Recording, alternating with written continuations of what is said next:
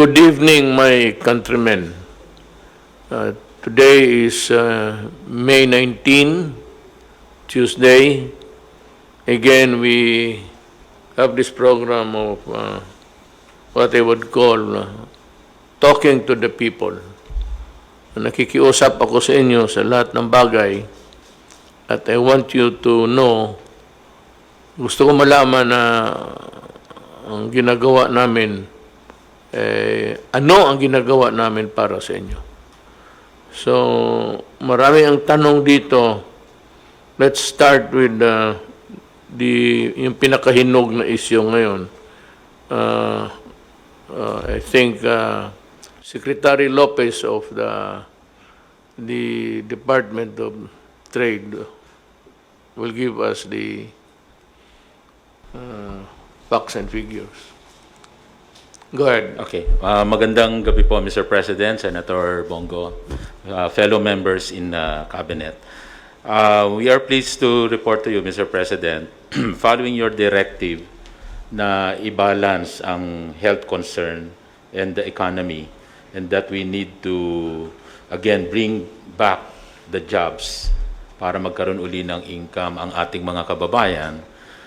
Unti-unti pong binubuksan ng ekonomiya. Ayaw din po nating biglain dahil po baka biglang kumalat at magkaroon ng second at third wave. Yun po yung isang magandang balita ay yung partial opening.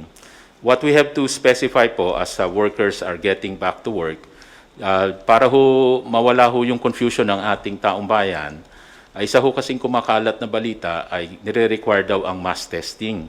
Itetest ang lahat ng workers bago sila makapasok.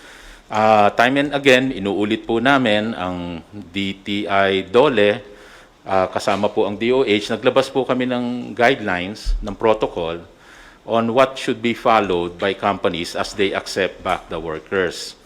Among other things, yung mga social distancing, wearing of face mask, sanitation, so nakalagay po yun doon.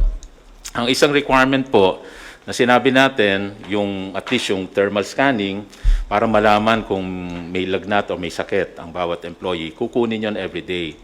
Ang kailangan lang din po, every day, ay may health declaration, yung mga pumapasok.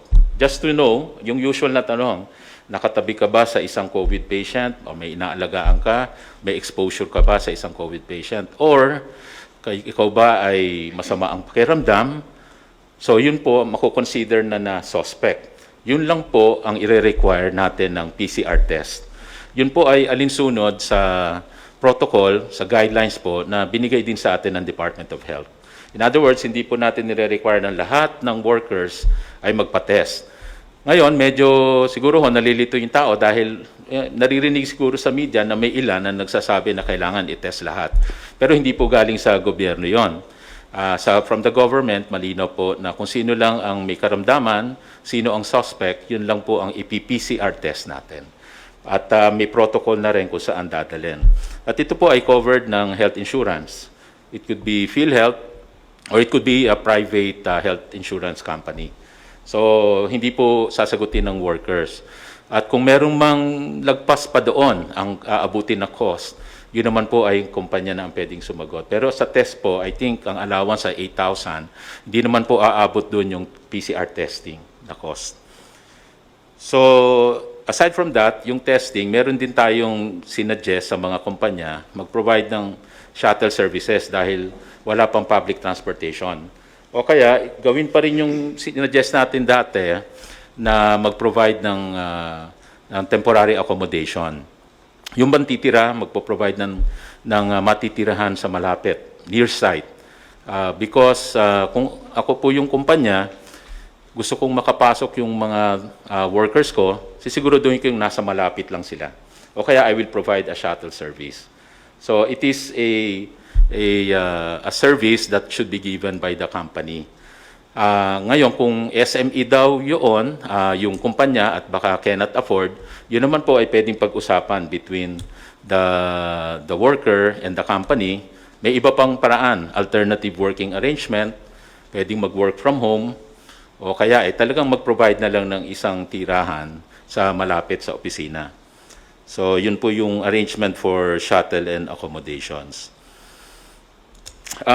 Ang isa pa pong area na pagdating sa suporta sa mga micro SMEs, during the ECQ, alam po natin na nag-provide ng wage subsidies at support dun sa mga workers from informal sector at saka formal sector. Yun po yung nanggaling na support from DOLE at saka DOF and SSS. So may wage subsidy po para siguradong ang mga workers ay may nakukuha pa rin, anywhere from 5,000 to 8,000, depende ho sa lugar. And then after po itong magbabalikan na, na-lift na ang ECQ, ang DTI naman po may na-provide na out of our budget, 1 billion pesos na pautang, microfinancing for the micro SMEs na pwedeng humiram doon, at ang interest rate lang po ay 0.5% per month. So mababa lang. At saka may grace period pa to na 6 months bago mag-umpisa magbayad. At marami pa, simple lang ang requirement at madali hong makuha. Ngayon, aside from that 1 billion, we are working another budget na para mapalaki yung amount na ito, kasi yung 1 billion maliit kumpara sa number of MSMEs na mga ngailangan. So in the economic stimulus package na inaayos po ngayon sa Kongreso, ay meron pong mga proposal doon na madagdagan ng ilang pang billion, maybe 30 billion to 80 billion pesos para ho sa micro SMEs. At nakipag-usap din po kami sa DOF at Land Bank na ang sabi po ay pwede ring humiram doon si Small Business Corporation para pampondo sa micro SMEs. So may mga ganito hong arrangement para ho sa micro SMEs. Ito po, kung bagong budget, this hopefully will become a zero interest loan. So yun lang po, Mr. President. Thank you. And I hope that kayo ang nakikinig, nakuha ninyo. Now, we'd like to hear Secretary Galvez. Sir, you can Sir, Mr. proceed President, now. Mayor, almost two months now that the National Task Force had been activated by the President, and we will make some report on the almost 1 month and a half of the accomplishment of the NTF Task Force. Ito po ang ginagawa po ng DOH in order to increase its treatment facility. Kung makikita po natin sa right side, ito po yung tinatawag na occupied. Ito po yung available. So sa ngayon po, nag-dramatically increase po yung nung last meeting po natin dito, 4 lang po ang COVID referral hospitals po natin. Ngayon, 23 na po yung referral hospitals po natin. So malaki po ang inilaki.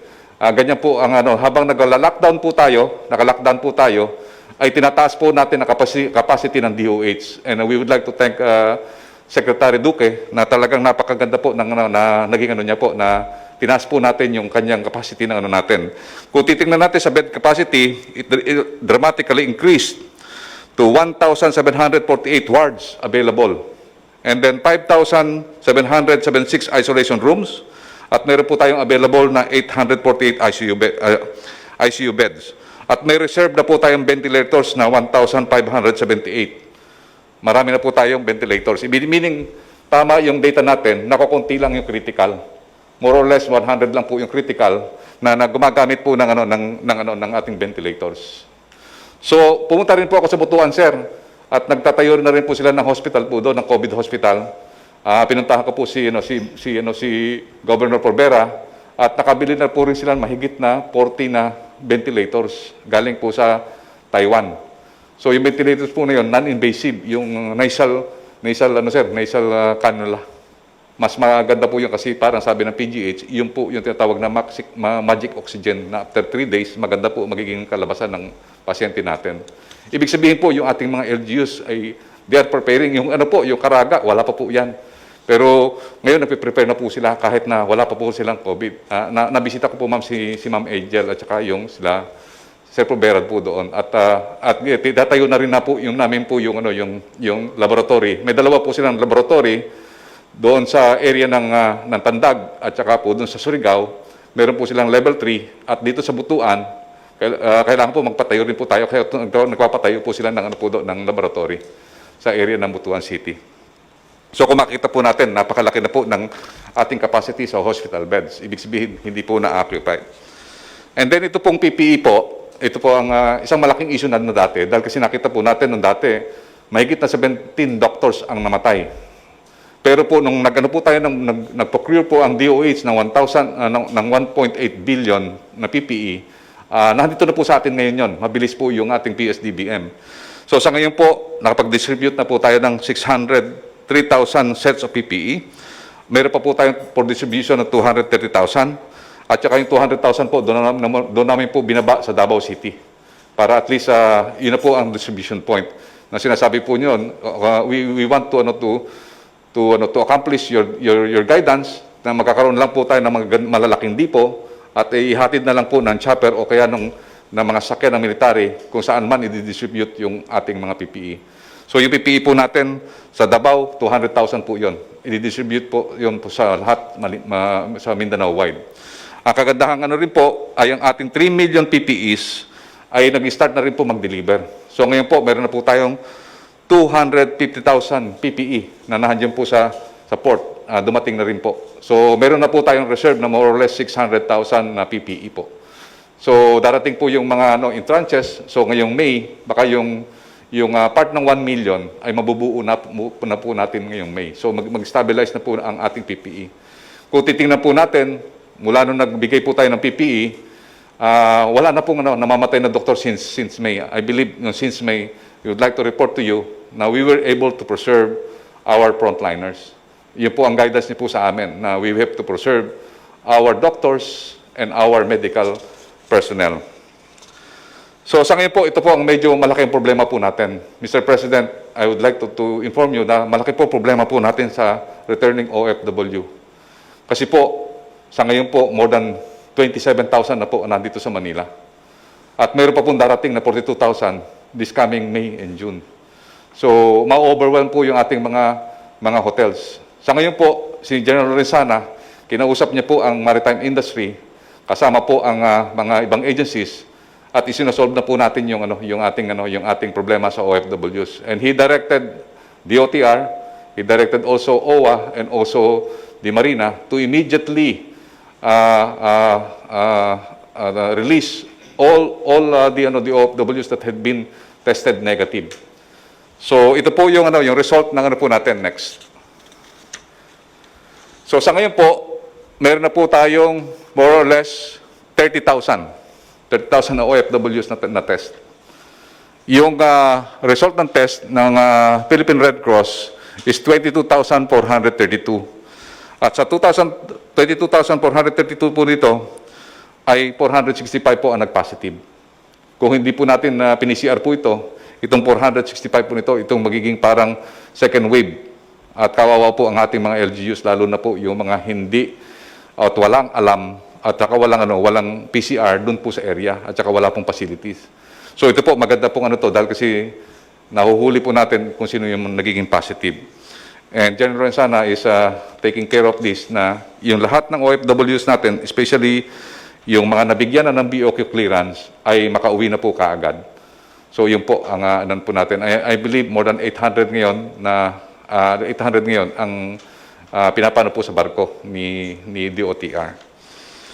So on ways forward, ang gagawin po natin is we will localize the National Action Plan through the LGUs. Ito po ginagawa na po ni General Anyo. At lagi na niya pong kinakausap ang lahat ng mga LGUs. Ang ginagawa po natin ngayon, Mr. President, baka hindi na tayo mag-declare ng lockdown per region, but ang lockdown na lang natin ito by barangay. Ibig sabihin, paliitin na lang natin, ang gagawin po natin is yung barangay na mayroong cases, yun po ila-lockdown natin para ma-preserve natin po yung ating economic po natin. So ganun po ang gagawin po natin, na bibigyan natin po ang LGU with the guidance na yung ating AITF guidance ay kanila pong susundin.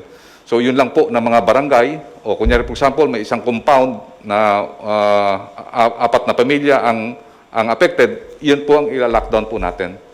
At hindi po nating hayaan sila na karoon ng infections doon sa mga economic corridor po natin. We have to preserve yung economic corridor po natin. And then also, we will increase our testing capacity to 30,000 a day. Pagka nagawa po natin ito, 30,000 a day, ay kapag po tayo, mahuhuli na po natin ng mga suspected carriers. And then also, we will strengthen our contact tracing effort by DILG and DOH with the support of the AFP and the PNP. And then also, we will address po yung stranded returning OFW. Ayun po ang pinaka-guidance po sa amin ni General Lensana to address this immediately. And then to accelerate implementation of the social immigration program in coordination with the LGU, and then prepare the opening of business and economic recovery plan and the food security while sustaining the gains of the 60-day ECQ. Sir, mahal na Pangulo, yun lang po ang mai-present ko po sa inyo. At ito po ang inano po natin, yung little by little na ano po natin na yung ating pong opening sa modified ECQ ay mabantayan po natin. Ang gagawin po namin di TTI ay iikot po kami sa lahat ng mga malls para makita po namin na talagang sumusunod po sila. Yung mga hindi po sumusunod, ang sabi po ni General Sana at saka ni ISRD, ipapaklose po natin. Maraming po salamat. Thank you. This is not to be inordinate in our achievements so far, however simple. We have done a lot of things overnight. Mabilis tayo nakapag-marshal ng ating mga resources. And it's because of the team that I felt that was the most appropriate group of men who can respond to the emerging threat to our national life. So, would like to listen now to General Anyo. Maraming salamat po, mahal na Pangulo. Magbibigay lang po ako ng update sa mga ibang inyong pinag-uutos. Sa koordinasyon po kay Secretary Bautista ng DSWD, ang report po ng ating LGU, ang sub-distribution natin ay halos 97% na po na tapos. Mayroon pong 4 na region ang talagang maagang nakatapos, ang Region 1, Region 5, Region 12, at saka yung Caraga. At dito po sa ating pagdidistribute ng SAP ay meron po tayong mga na-monitor na anomalies at 183 barangay officials ang kasalukuyan po na iniimbestigahan ng ating PNP-CIDG.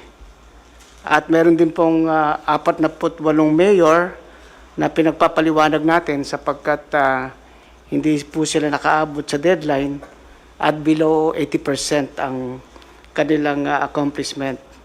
Dito po sa ating mga iniimbestigahan, meron na pong 12 kaso na naipile, 4 na kaso ang for filing, at meron pang 58 na kasalukuyang hinahandle. 2 na rin po ang inaresto at nakakulong.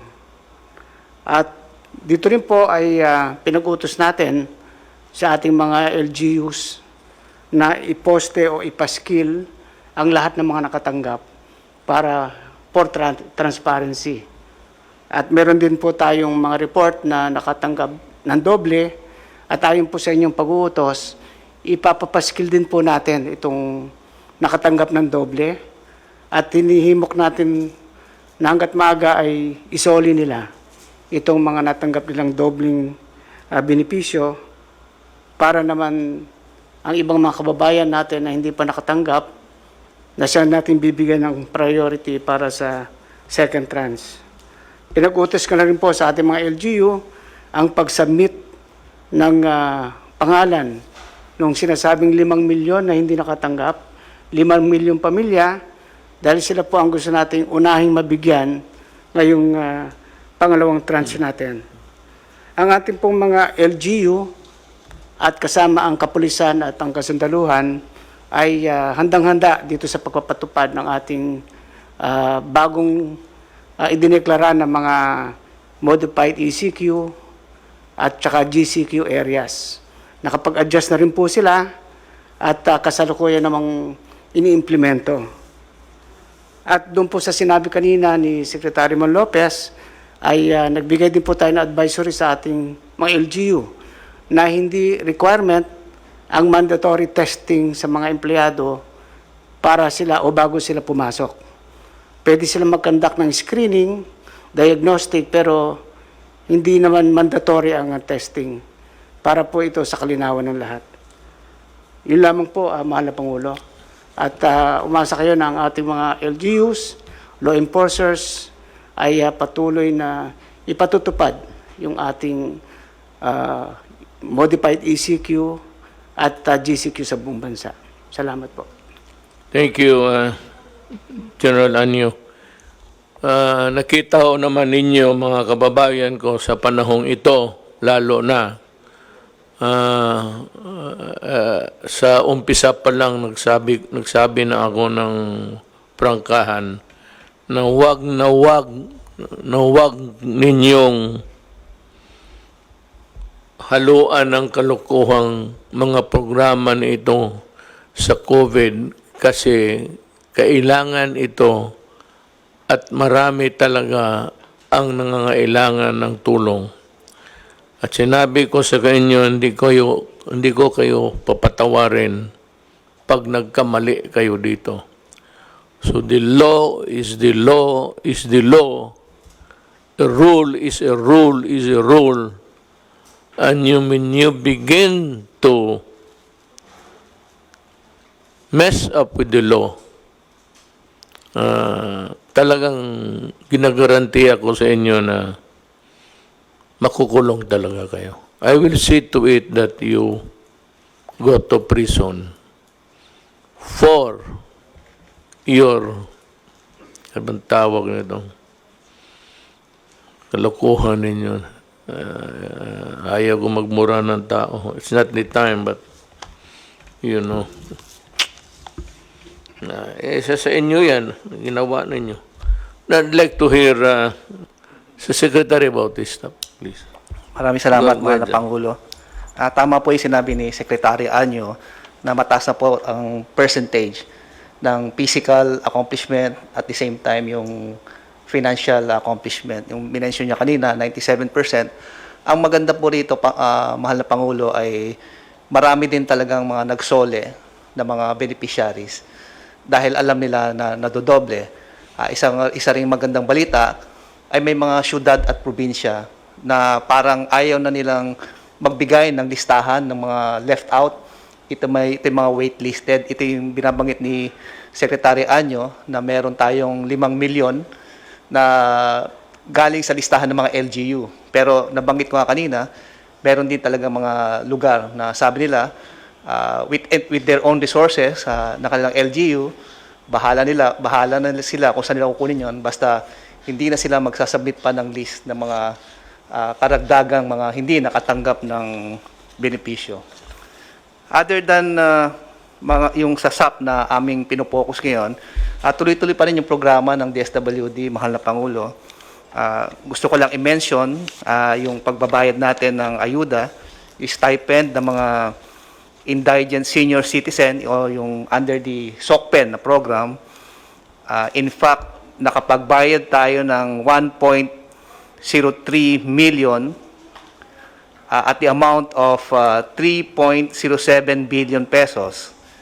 Sa mga immediate assistance naman, sa mga kababayan natin who are in need in crisis situation, nakapagbigay po tayo ng ayuda ng 65,333 na benepisaryo. Ito po, Pangulo, kasama dito yung mga sinasabi natin mga students, construction workers, factory workers, yung mga seafarers, OFWs, mga Grab food drivers, mga stranded individuals, at saka yung mga iba pa, mahal na Pangulo. Nakita namin noon na magkakaroon talaga epekto yung psychological impact ng mga tao with regards sa COVID. Kaya nakipartner kami sa United Registered Social Workers Ang purpose nito ay magkaroon ng psychological first aid and psychosocial services. Ito, Pangulo, ay helplines, no, by phone.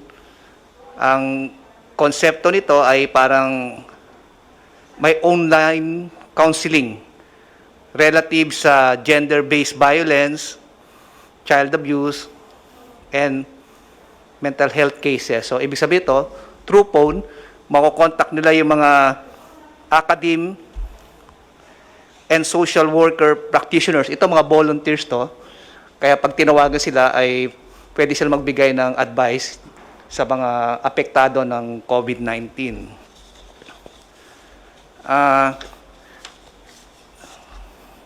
In support naman, Mr. President, sa Balik Probinsya Bagong Pag-asa, since ang DSWD is part of the Interagency Council, susuportahan po namin to sa pamamagitan ng pagbibigay ng transportation or relocation assistance, transitory family support package, transitory shelter assistance, livelihood settlement grants. Ito, mahal na Pangulo, in the form of a cash. Pero depende pa rin to sa case management doon sa mga pamilyang magbo-volunteer na bumalik sa probinsya. Bukod doon, mahal na Pangulo, magpo-provide din kami ng psychosocial support sa pamilya na babalik sa probinsya.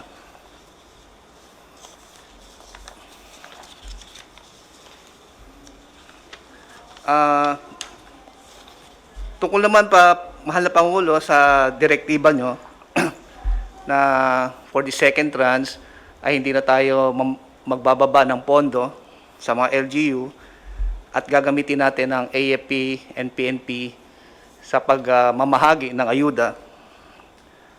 Meron na kaming initial coordination sa liderato ng AFP at saka PNP para makatulong sila sa pagbibigay ng ayuda, lalong-lalo na sa mga geographically isolated and disadvantaged areas, lalong-lalo na yung mga island barangays and island municipalities.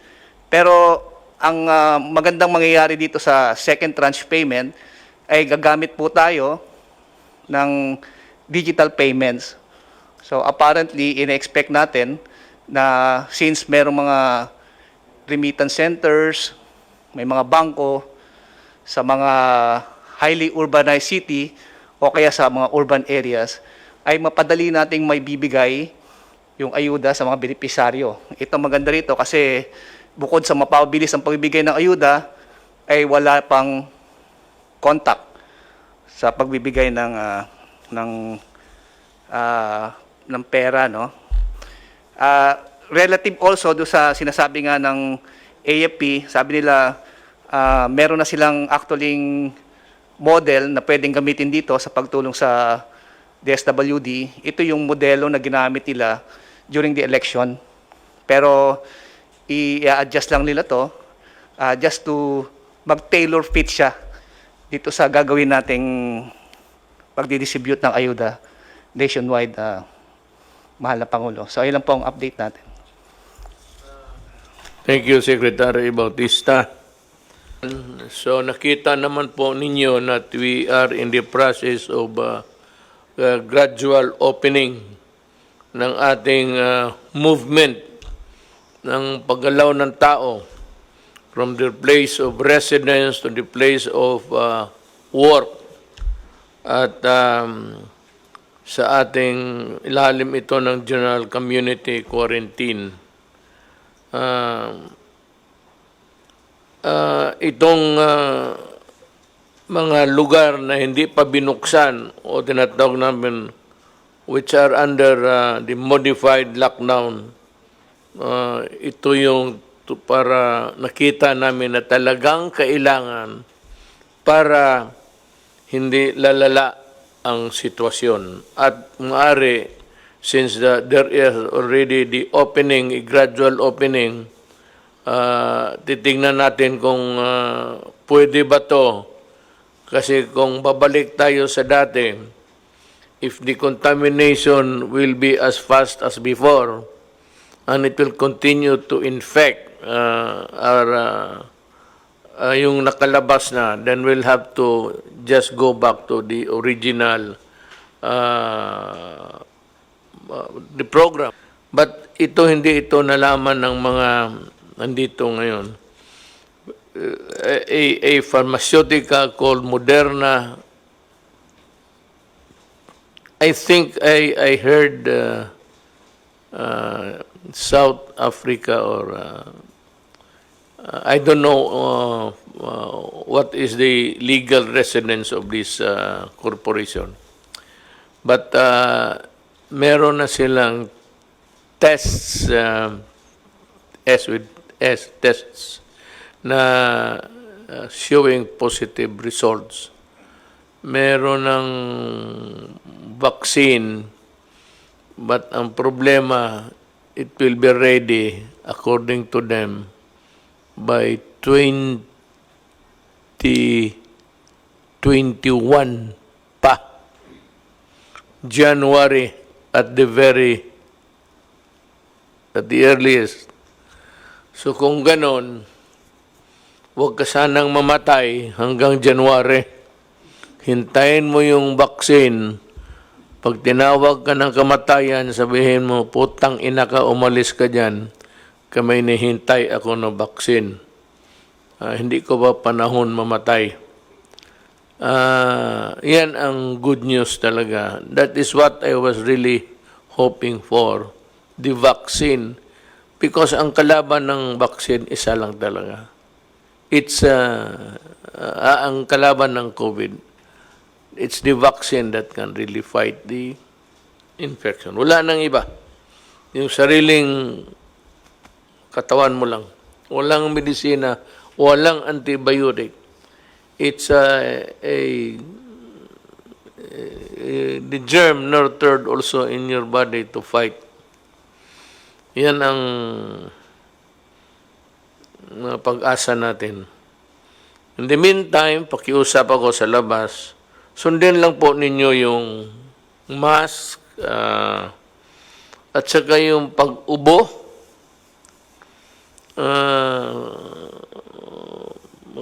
Magbili kayo ng panyo, baski yung murahin lang.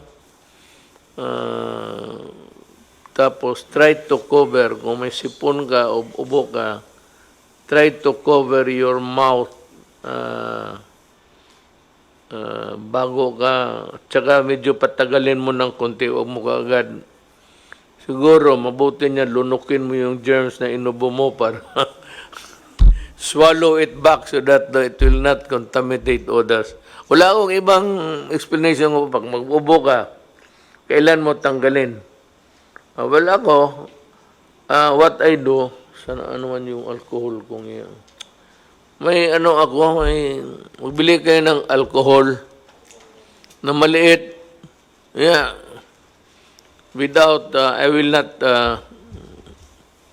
baliktarin ko lang kasi hindi ako mag-advertise eh. Kaibigan ko pala pero hindi bawal eh. Every time that you feel like touching something or baski wala mang handshaking, babay-babay ma lang. Kung maggalaw-galaw ka, up down, before you touch your nose, eyes, mag-alcohol ka muna. Of course, it will dry your hands, but that's only temporary. Tingnan mo si Bong, kaya malayo sa iniinom mo pa ata yung bunga. So, ang dapat malaman po ninyo whether you are really allowed under the law to go out or those who are allowed to pursue your occupation. Remember this, the loosening of the restriction, yung panluwang ng gobyerno ng restriction does not mean wala na ang COVID. COVID will remain with us until such time that nabakunahan tayong lahat. Hindi sabihin na may bakuna na at successful na at okay na. Hanggang hindi ka matusukan ng vaccine, you are still in danger. And even if you are really vaccinated, you're still put at the risk if you are not really careful. So, hindi ito ibig sabihin na wala na. Nandyan pa yan. The corona will not disappear. It is here for all time. Kaya lang, kung may bakuna ka na, yung mga anak natin, kita mo, diphtheria, tetanus, kaya yung mga new generation, medyo okay na sila. Nandyan yung virus, but yung virus, yung virus, hindi na pwedeng gumana. Yan ang sekreto dyan kung bakit gano'n. Diphtheria noon, marami pang mga sakit, kailangan na bakuna. But during their time, they were really very lethal. Kaya lang, nung nakaimbento ng bakuna, nandito pa sila, pero lahat naman ng mga anak ninyo, butit nasabi ko na. Meron pang iba sa probinsya na ayaw ipabakuna yung mga anak ninyo.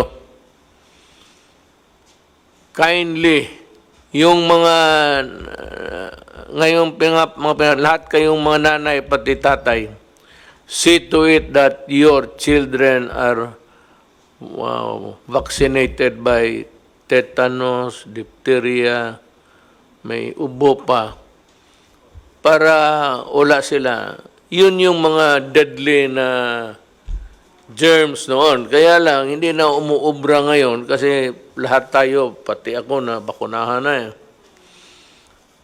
Yan ang ibig sabihin dyan.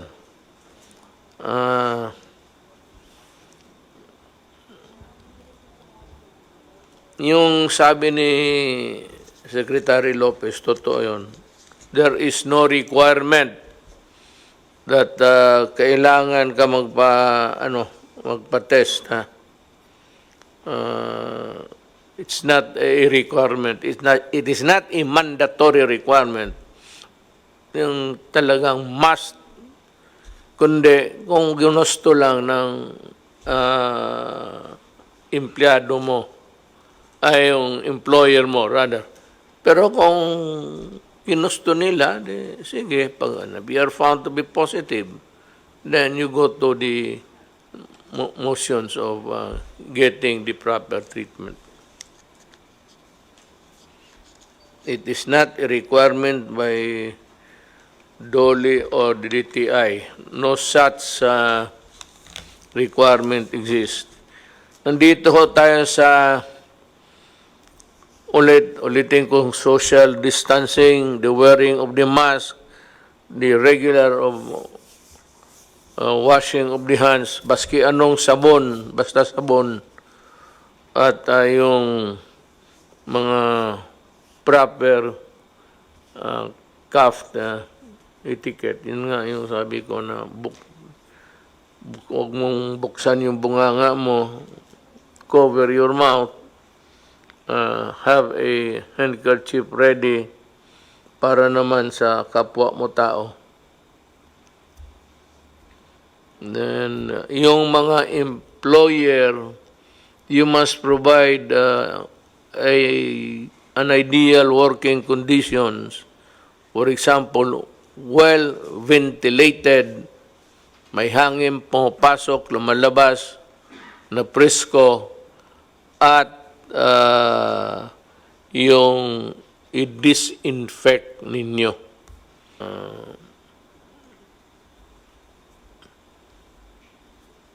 Yung nakakuha, sa uli na lang ninyo kasi talagang yayariin.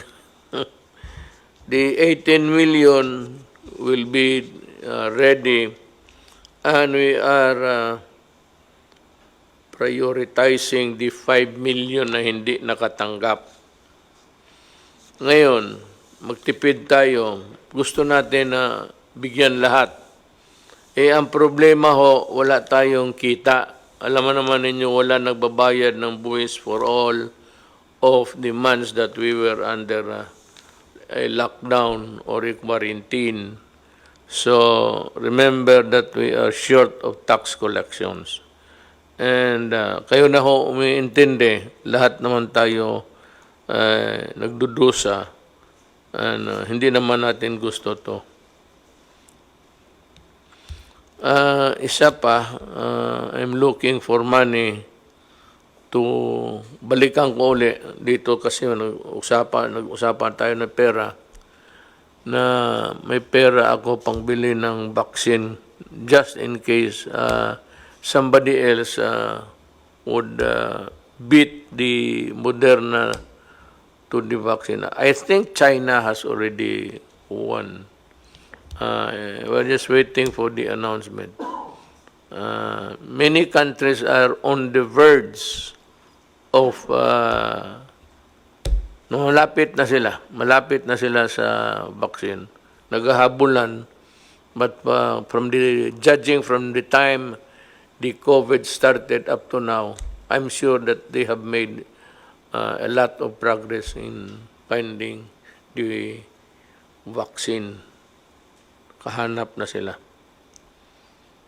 Kailangan may pera ako niyan kasi bili ka agad tayo.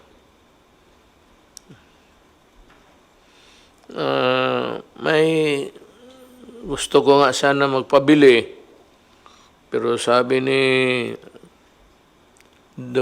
Secretary Dominguez na ayaw niya kasi kung magpabili daw ako ngayon, ang presyo mura kasi it's the buyer's option. Siya yung magsabi kung magkano, hindi naman tayo nagpapabili. Tayo nangailangan. Sabi niya na would get a bad deal at this time. I agree. But yung akin naman that sana kung magkawala-wala na talaga ng pera,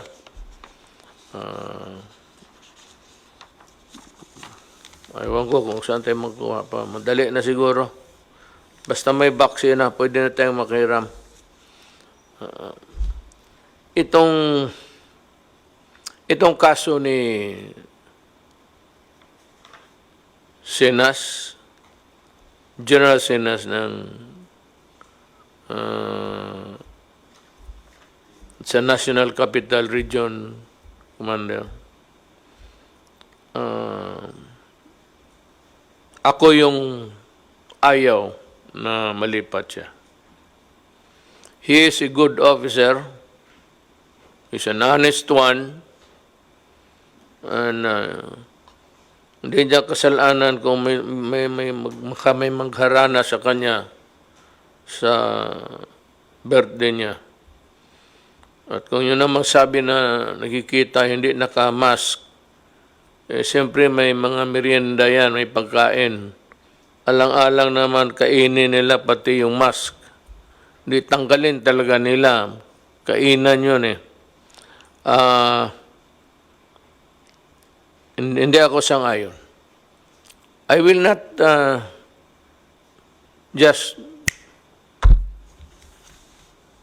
hindi ako ganun. Pinag-aralan ko yung merits at demerits. Kailangan ko yung tao. Mas kailangan ko yung tao dito sa trabaho niya. Marami yan silang, they're all competent. But you know, seniority, it is his time to be there.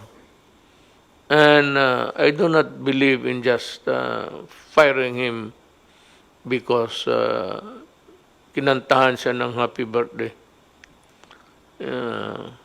Maski ako, kita ka, nung birthday ako, walang kumanta sa akin. Ako lang mag-isa.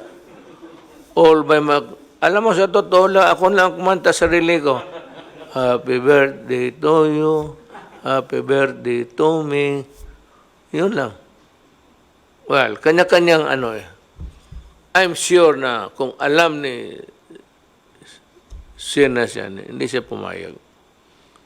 Pero kung nandyan na rin, manyanita nga.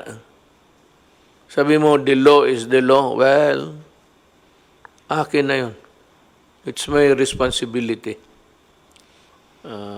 But I will not order his transfer. He stays there until further orders. So yan lang po for this night. I hope that we have cleared na nasabi namin yung gusto namin na sabihin para maintindihan ninyo. Meron, ready na ba? Baka ready kayo, ready na dyan, hindi. Karatihin ko kayo, totoo? May isang kaibigan ako. Pangalan niya, hindi ko muna sabihin yung kung nagustuhan ninyo next time. Bisaya ito yung kanta niya na Tagalog. Tagalog naman lahat kanta natin eh. Pero yung kanta niya, nakuha niya yung the spirit that we have been longing for, na where we can express our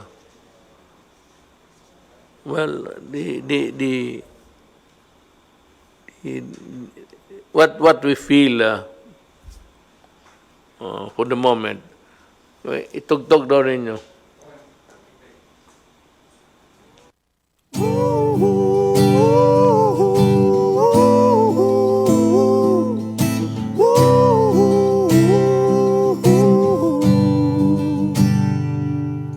Ikaw umaatras sa sakit na marahas.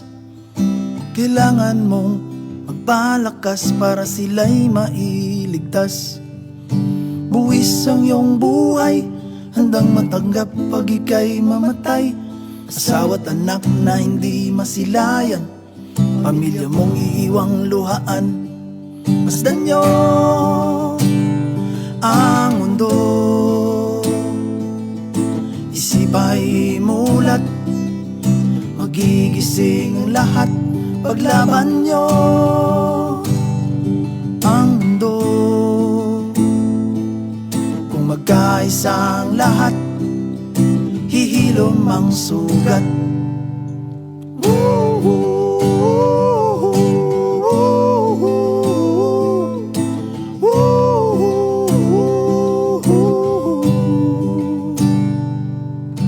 Ikaw ang bantay sa lagusan, protektahan ng mga mamayan. Di uubra ang susuway, mga kriminal at pasaway. Buwis ang iyong buhay, handang matanggap pag ika'y mamatay. Asawa't anak na hindi masilayan, pamilya mong iiwang luhaan. Masdan niyo ang mundo, isip ay mulat, magigising ang lahat. Paglaban niyo ang mundo, kung magkaisa ang lahat, hihilom ang sugat.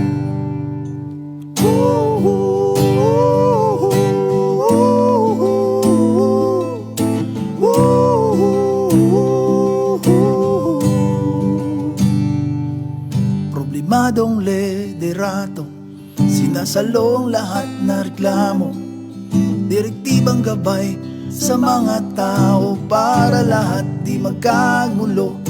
Buwis ang iyong buhay, handang matanggap pag ika'y mamatay. Asawa't anak na hindi masilayan, pamilya mong iiwang luhaan. Masdan niyo ang mundo, isip ay mulat, magigising ang lahat. Paglaban niyo ang mundo, kung magkaisa ang lahat, hihilom ang sugat.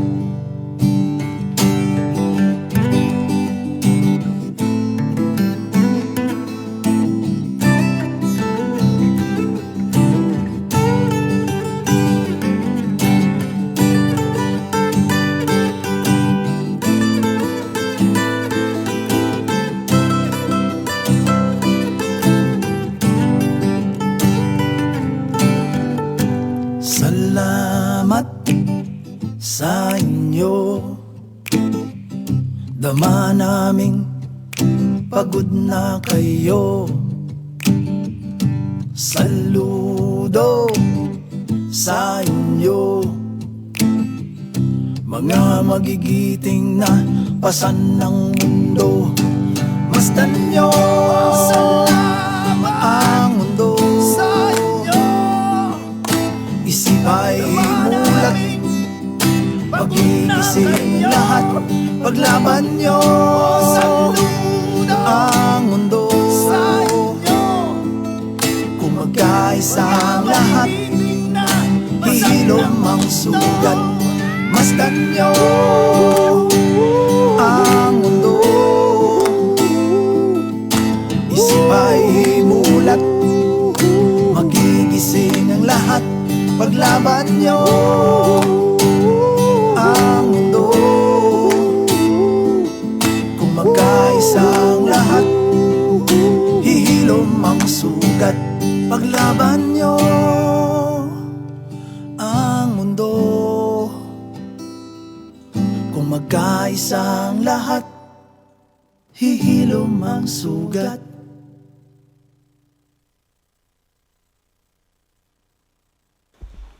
Mga kababayan ko,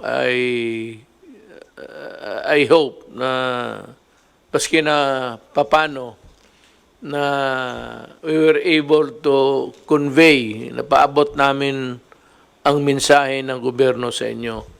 At na we were also able to answer some of your questions.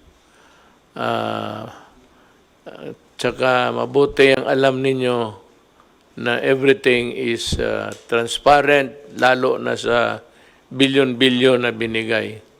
I assure you we will be able to account for it, except those who were malversed by the officials down dito sa local governments na nawala, then they have to answer for it. But otherwise, to the last centavo na ibigay namin sa tao ang programa sa gobyerno. Maraming salamat po sa inyong lahat. See you next time.